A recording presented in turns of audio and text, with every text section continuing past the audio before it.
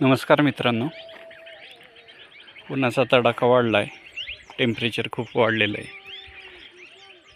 तर नवीन लावलेली रोपं आंब्याची टेम्परेचरमुळं जाऊ शकतात.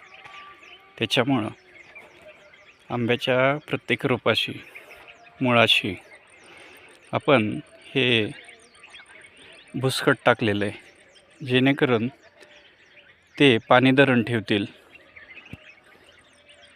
आणि आंब्याच्या रोपाला उन्हाचा झपका बसणार नाही किंवा ते जळून जाणार नाही. आपण गहू, ज्वारी, राजमा तसंच सोयाबीन कोणत्याही प्रकारचं भुसकट उन्हाळ्यामध्ये झाडाच्या बुडाशी टाकू शकतो, जेणेकरून आपली झाडं जळणार नाहीत.